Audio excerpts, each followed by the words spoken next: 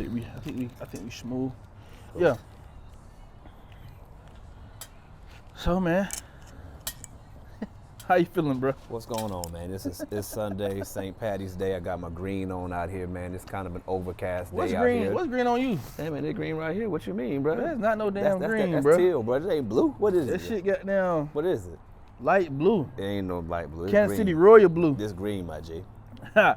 It's green, you know. But yeah, man, I'm feeling okay. You know, weekend's been good. You know, had a good time. Was able to hang out a little bit and everything. You know, now trying to just get back in the flow of the work week and you know, get it popping from there. What about you? For sure. Man, same, bro. You know, I said, have my little girl. Thank you. Thank you. Have my little girl this weekend, man. So that, you know, that's always a always a pleasure. Always good to be with family. Yeah, to be with family like that. Yeah. You know how that go. Yeah, for sure. But yeah, other than that, man, you know, shit, just the same shit, different day. You know. Yeah. Trying to maintain out here. Call it how I see it. Yeah. So. That's all you can do. Yeah. Mm-hmm. So yeah, we were talking about you know, collaboration. Mm-hmm. You know, collaboration and how collaboration should be more implemented in the black community. Yeah, for sure. You know, Mm-hmm. you know, we see, you know, I hate to not be cultural inappropriate, but we see like the Jewish community, we see the Arabic community, if you will. Okay. The Asian community. Yeah, definitely. We see all these different communities, like the Hispanic community. We see all these different communities, you know, coming together. Yeah, definitely. And they pretty much, you know, left hand wash the right hand type of deal.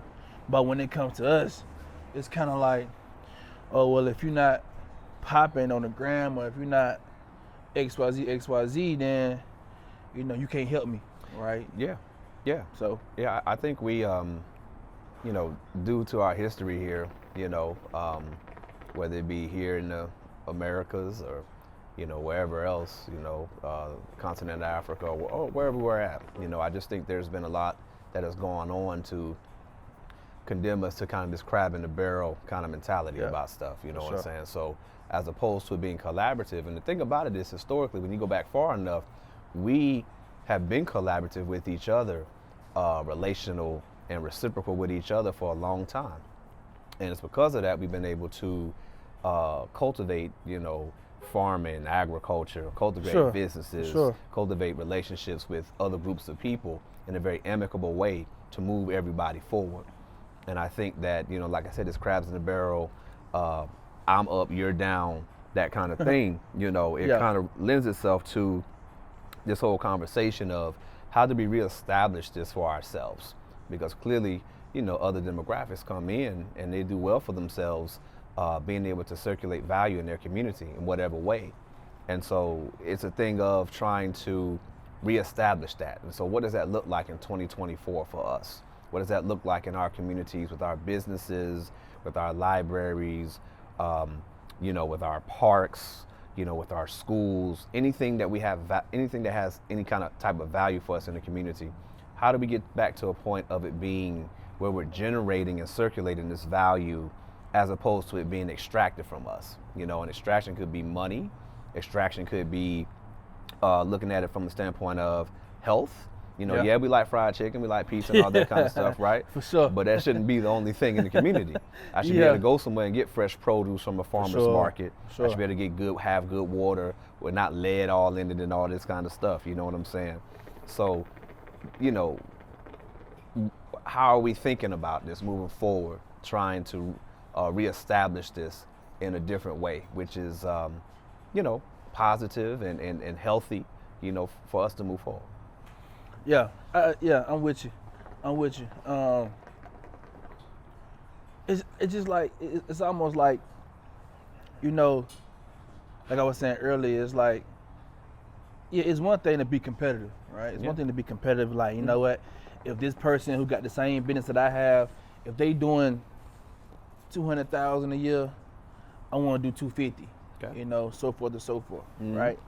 But instead of looking at it from a competitive standpoint, we look at it from a, like you said, I'm up, you down type of standpoint, which hinders the wherewithal to collaborate, because now it's like, okay, we're looking at it from a scarcity mindset versus saying, look, if we collaborate, if I'm doing 200, you doing 250, or vice versa, that's 450. Everybody's on the up and up. Everybody on the up and up. We don't look at it like that, though. We can do more with 450 than we can with 250. Yeah, definitely.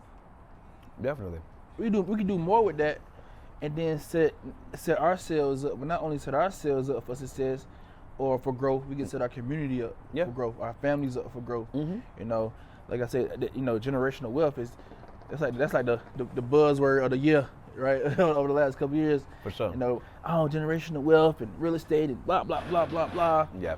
And that, you know, respectfully, that's cool. You know what I mean? That's cool. I'm not knocking that. But like I told my homeboy the other day, we were talking about the stock market. I'm talking about the stock market, right? And I was like, yeah, now you can make a killing with the stock market if you know what you're doing. Yeah, for sure. You can make a killing with the stock market, you know, if you know what you're doing. But if you don't know what you're doing, the money you put into the stock market, your return is very, very, very minuscule. Like, you might get $10 every quarter from Verizon or T-Mobile or somebody like that, you know, for your dividends. But if you know what you're doing, maybe trading options, maybe trading forward, whatever it is, you know, have a game plan of what you're doing. You know, a lot of us, we hear stuff and it's like, oh, that person made this much doing XYZ. Oh, I'm finna do that too. But that person probably got a plan. Correct. You know, they got a game plan. They've been doing it for some time. They understand the ins and outs. They understand the risk that they taking when they are investing their money into whatever they invest their money into. Yeah, for sure. But I think a lot of this stuff that we hear is buzzwords, and we just want to get on the hottest wave. Yeah, for sure. The hottest wave, and I think that's what we you know, that's what we are going to always continue to fail, because we always trying to look for the next fastest thing. I agree, and I think another buzzword that we have is this whole STEM initiative as well. You know, me being an educator, me being someone who's taught in these places, you know, in terms of like math and science and even STEAM now, which is included art. We have this whole thing of where, you know, STEM is all about using science, technology, engineering, and math to allow our students to be contributors to a global economy. Right. You know, and so it sounds good on the surface of that, but you have to ask the question: well, what is a global economy? You know what I mean? And when you really look at it, a global economy has really catered to a lot of the issues and challenges that we have. For sure. And a lot of times, I want to be clear with people when we start talking about engineering. Engineering is not, you know, as far as school goes, we making slime and we using the engineering design process to have fun and build things. But we also know that engineering has created some of the worst atrocities that we deal with now. For sure. You know what I'm saying? Sure. And I think that a real accurate picture needs to be laid out to our students about not just engineering, but there's a certain character that comes with that. There's a certain way that you go about engineering, you know, and I often give the example of, you know, for example, we talk about this Lake Lanier thing.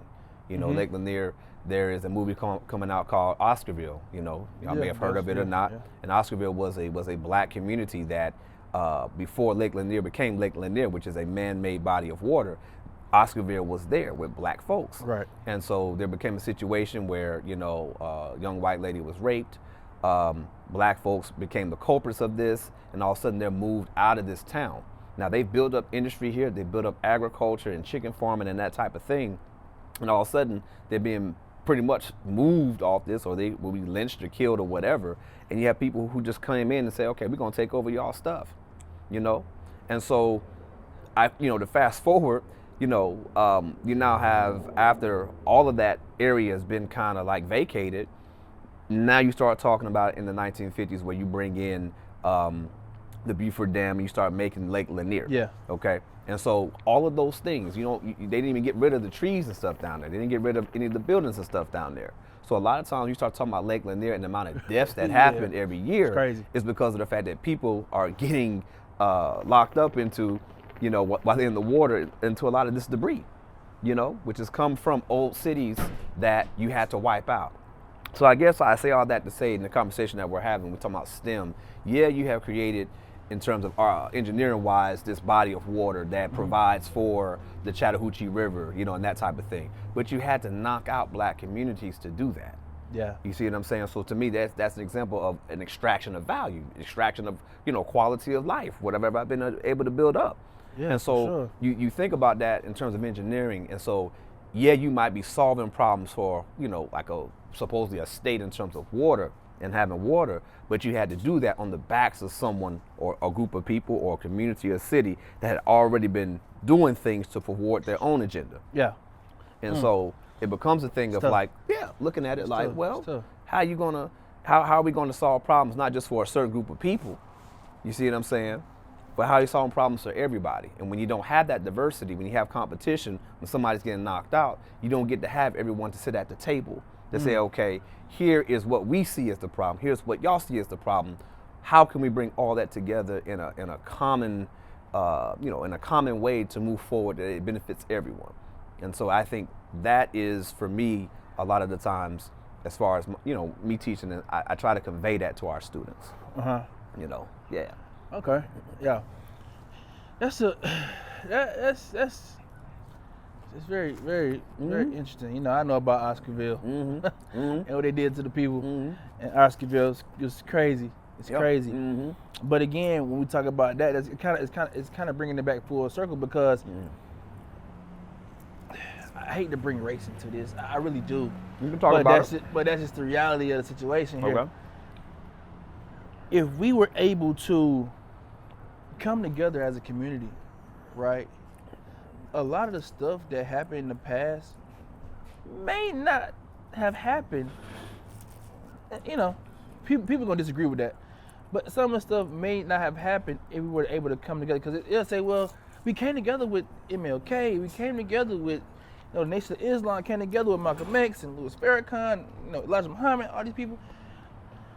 Yeah, but that was a subset of people that came together versus the entire black community have been on the same page, on the same mind frame as these political leaders, Marcus Garvey and all these people like that. Well, and I'll say this too. I add this to your commentary. We have to realize that those subsets were movements in the right direction. I don't ever think you'll get this solidarity, 100% solidarity. No, for sure. You feel me? What I'm saying? And I get what you're trying to get at, but I just think that you do have where these pockets of movements were doing things, so now we're able to have this conversation. And I think, we have to, make sure, we give credence to that and that type of thing. Yeah. But, like I said, in regards to, looking at the community in terms of how do we reestablish some of these things, I feel like, especially from when we start talking about this entrepreneurial spirit that we're trying to convey to our students, oftentimes I think what gets not looked at correctly is this whole idea that I can just start a business. There's people want pizza here, so I'm gonna start a pizza business. Or we're successful in other similar spaces, so that's what I'm gonna do. But oftentimes I think that we're not really focused on the ecology of the community. Yeah. Like how is business, how is value flowing from one thing to the next? And just like we talked about before with the competitive piece, you can have where you can be competitive. You can have a Papa John's, a Pizza Hut, and a Marco's, but you're really splitting, your revenue, because somebody's going to choose one night or the other night or whatever, as opposed to maybe bringing in another kind of food, healthy food or whatever, that then you can say when people are done eating pizza, then they can do something else. You know what I'm saying? Yeah. Or they can eat something else. They can eat, fruit or sushi, whatever. Hibachi. You know what I'm saying? Hey, I do Something hibachi. Crazy. We do hibachi. What the song say? 50 flow, eat hibachi. You know what I'm saying? Yeah. You know what I mean? Yeah. So I get you. So it's almost like, for example, right? So I take that same pizza example, and I say, how about I make JD's Pizza Bar? Yeah, or sure. something, Okay. right? But guess what happens? Instead of me trying to be on the same level as a Pizza Hut or a Papa John's or a CC, guess what I'm doing now? I'm my own sole proprietor. Okay. Proprietor. That's how we say it. That's how you say it, right? I'm my sole proprietor, right? And so instead of me trying to yeah, it's a blueprint for those businesses for sure. That's helped them be successful. Right. But now I have the opportunity to be successful on my own, right? Because now what I'm going to do, I'm going to incorporate my local community or surrounding areas, right? So I get my sausages from a farm, you know, in Macon or Griffin. You know, I get my bread from, you know, whatever. I'm using my same color people, if we do have it. Because question, we do have it. I'm using those same people to provide the ingredients and the infrastructure that I need to be successful in this community. Sure. But a lot of times we get some money, we'll say, okay, well, this franchise only costs $100,000. I got $300,000. What's the franchise fee? What's the setup fee? Woo. Okay, I'm gonna do that. I'm still splitting the profit because get what? Half of that, you know, some of that money is going right back to the, you know, the foundation, you know, of a Papa John's or Stevie B's or something like that. It's going back to the foundation of them or their organization as a whole, versus me having what I have, you know, partnering up, not employing, but partnering up with other companies around the area or the state that are my skin, you know, my complexion, same background, whatever it is, and we're building something of substance. You know, we're building something of sustainability. Because guess what happens now? Yeah, I'm in Scottsdale. It might be somebody in Jonesboro that want to be my franchisee. Yeah. So now I'm like, look, bro, you my franchisee. Just give me $100,000. We'll set up everything for you. Keep all the profit. Right. You know, now talk about circulation of wealth. Now, instead of me just taking all the money, guess what I'm doing? I'm giving people the opportunity to make money for themselves in my particular industry that I'm in. You know what I'm saying? And so I think that's where, and then also too, even with that, you talk about the partnership. Now the partners I had before when I first started, now they're the partners for the other 3 or 4, 5, 6, 7, 8, 9, 10 locations around Metro Atlanta area. Okay. Yep. So now, guess what happens? Not only are you getting money as a franchisee, but guess what? We're also putting money in the pockets of the people that we partner with, who come from the same, who was struggling at one point, who trying to make it, trying to do the right thing, trying to be on the up and up. Now we put money into their pockets. Now it's like a domino effect at the end of the day. You know, one step at a time. Yeah. But I think we won't get to that one step at a time until we change our perspective on what competition actually is versus collaboration. Yeah, for sure.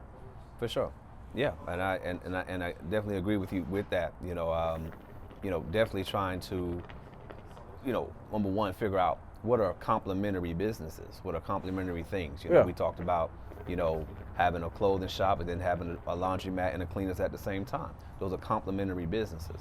Alterations, whatever it is. Whatever. Whatever's the makeup, and you may have a particular industry in your area that's based on geography, that's based on history or whatever that you can then take advantage of. You know what I'm saying?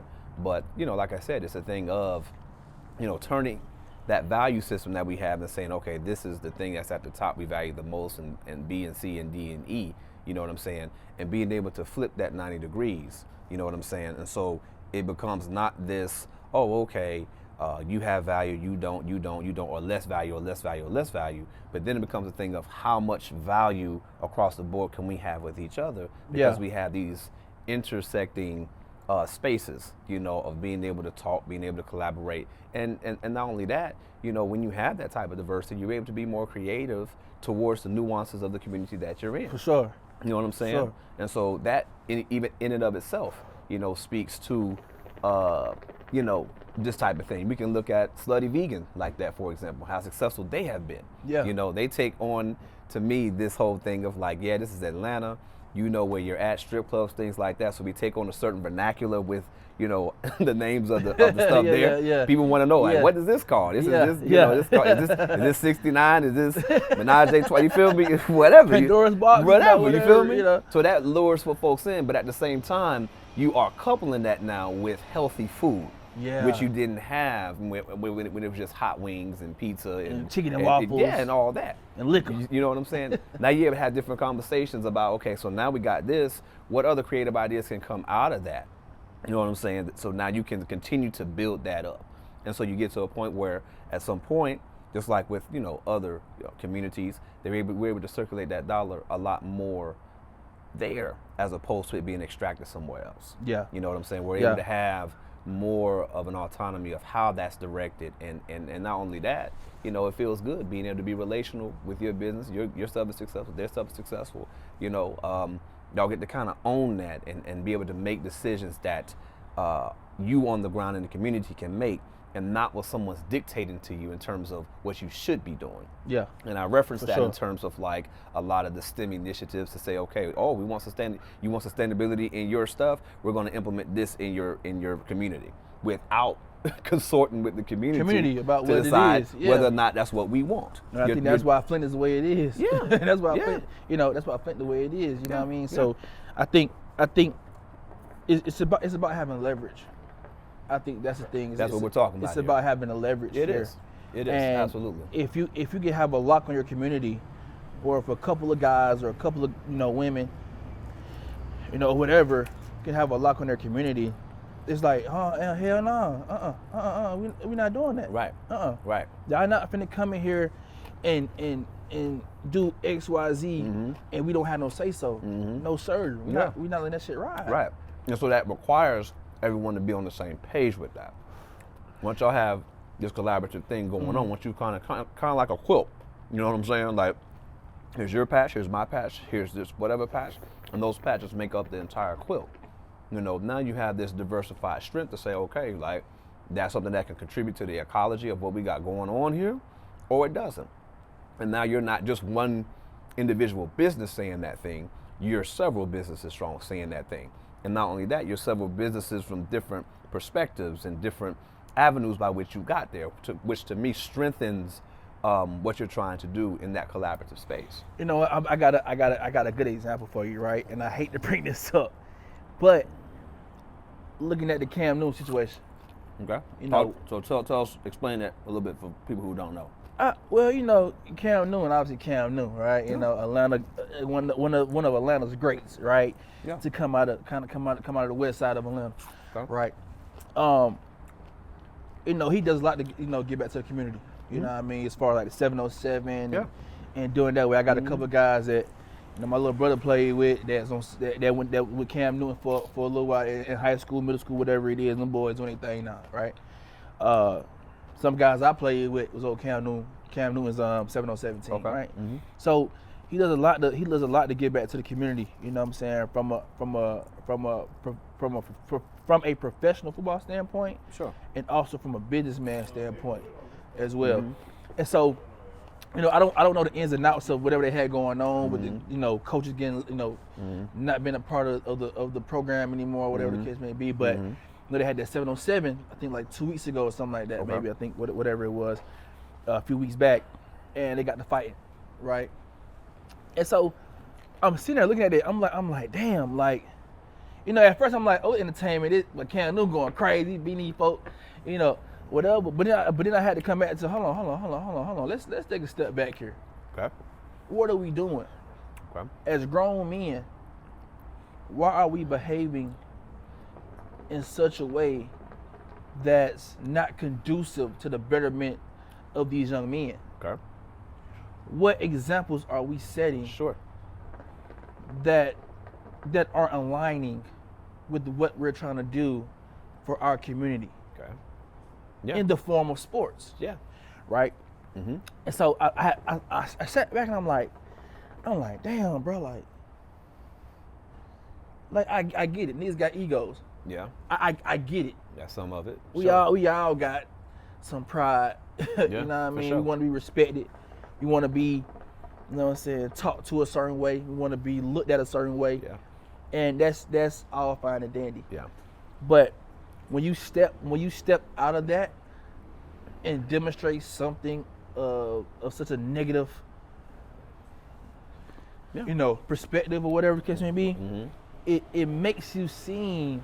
And I'm not talking about Cam Newton at this point. I'm just talking about the whole situation in general. Sure.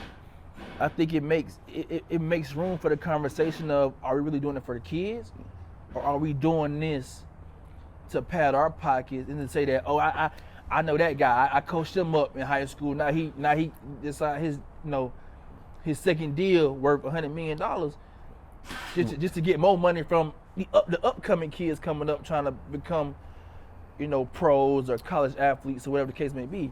Yeah, and I hear what you're saying, and I think that we have to remember that football is a competitive sport. There goes that word again. So just like we've seen instances where AAU basketball, it's been the same thing that's happened. So you have parents who want to make sure their kids are playing because they want their kids to develop and get the exposure so that they can go on to high school and college level. And that kind of thing. But that's versus somebody else. There's only so many slots on the team. And so everyone's vying for those slots. So again, it's more this crab in the barrel kind of thing. And from some perspective, you're saying, well, you want them to go farther than you. You want them to make money and be able to provide, that generational wealth piece you was talking about. Yeah. But on the same part of that, we're still talking about these sports in terms of teamwork, in terms of collaboration. Like y'all have to work together in order for this to happen. You know what I'm saying? Yeah, but to piggyback off your point, teamwork and collaboration.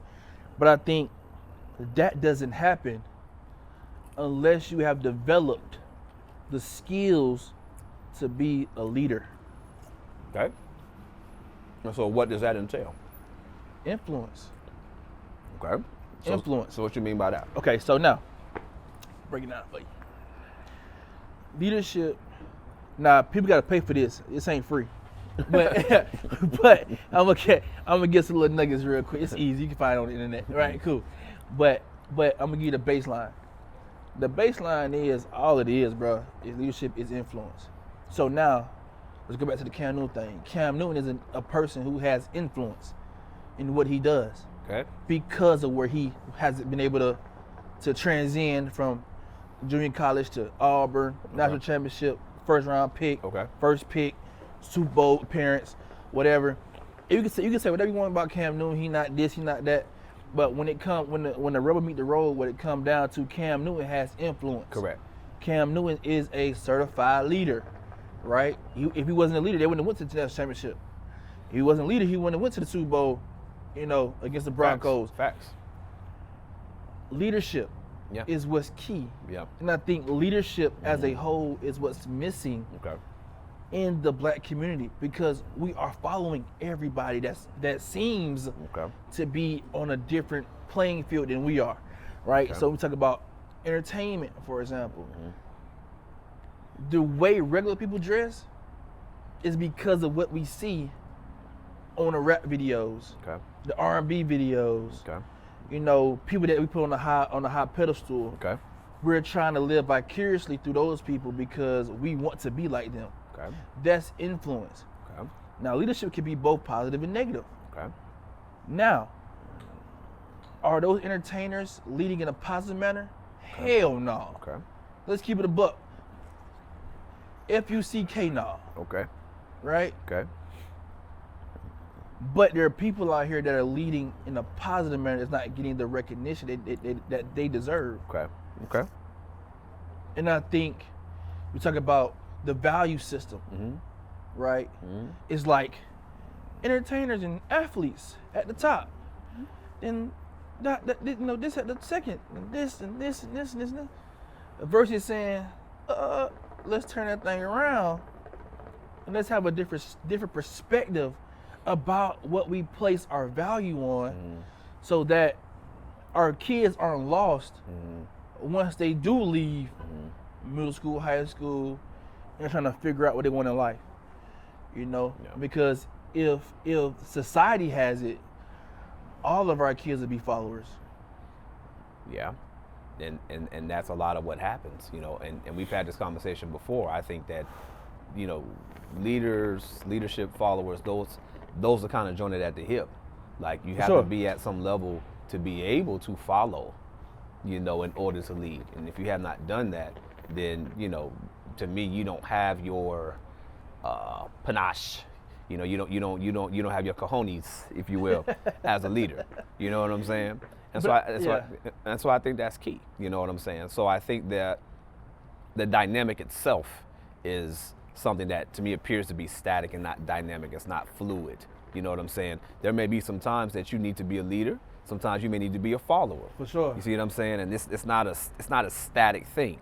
But to me, the fact that you're able to do those things is what to me, caters to also your influence and what you were talking about. You know what I'm saying? And so, when we look at these situations and we're looking at, entertainers and we're saying, okay, well, the kids are following them, whatever. We have to understand the times that we live in as well. The fact that our kids are inundated with information all the time. All the time, for sure. You know what I'm saying? For sure. Like, they can't not get off the, to me, I talk in my class about the fact that, we're cyborgs now, because we are now not just, people, we're humans, but we always have a cell phone attached to us in some way or some fashion. You know what I'm saying? It gives us access to the world and all that and whatever's going on.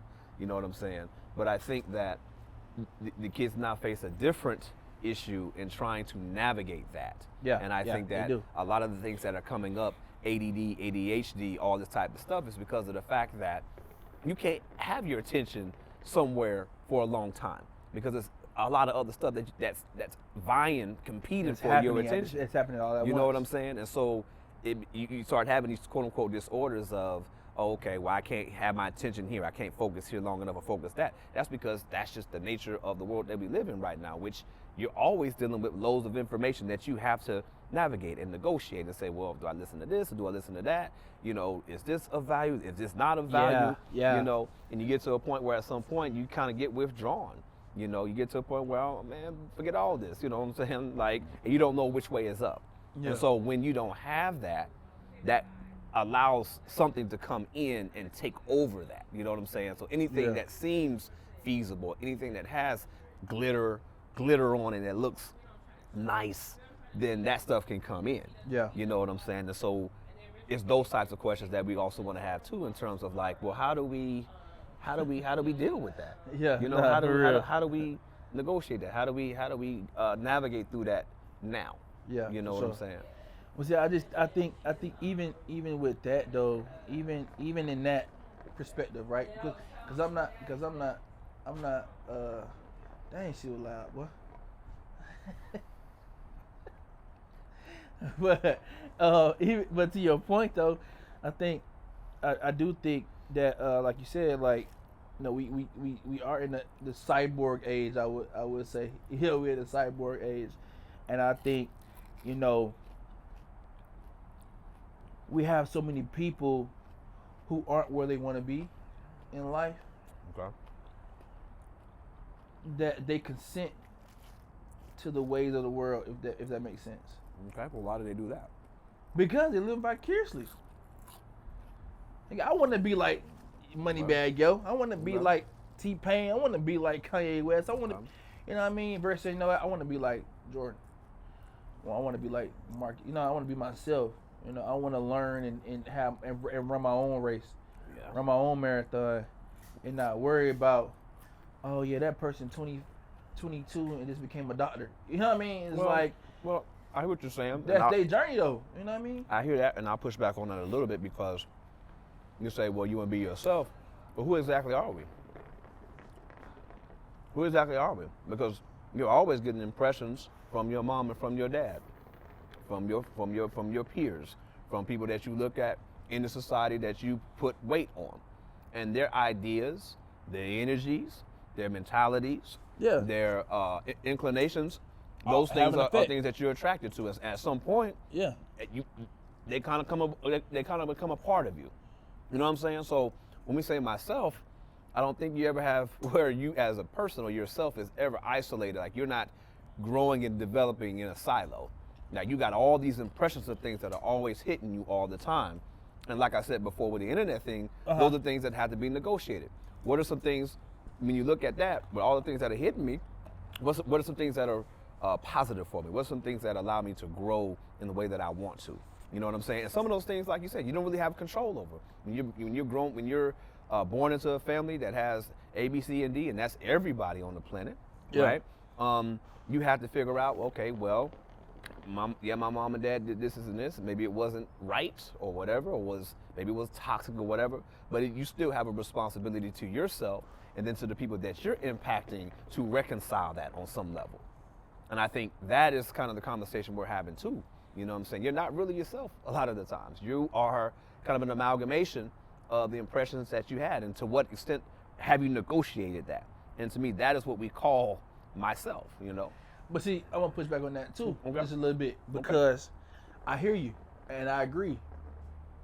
I agree. But now, how do I become one with myself? Now that's the question that we have to ask ourselves. Is like, yeah, I'm getting pressures from A, B, C, D, E, F, G, but how can I come back to M and E? Well, M and E. I gotta come back to me. M and E don't. You know what I'm saying? M and E don't happen without W E. No, for sure. That's what I'm saying. That's why I say I'm not knocking it, but I think that's why it's so important to develop a sense of leadership within myself. Got you. Before I can be a leader to the masses. That's kind of what I'm getting at. Yeah. That's why I said, like, you gotta know who you are, even if that is comprised of so many different pieces of my life. Out of all those different pieces, negative, indifferent, positive, whatever it is, what are the things that are significant that makes up who I am? Sure, I get that. And once I understand that, then I can go back to the root, and then start to develop what is then thus said leadership within myself, and pressing forward to the masses. Yeah, and I agree with that. And so that's the thing. We have to figure that out. What are those key pieces? What are the significant pieces that either are holding me back or are moving me forward?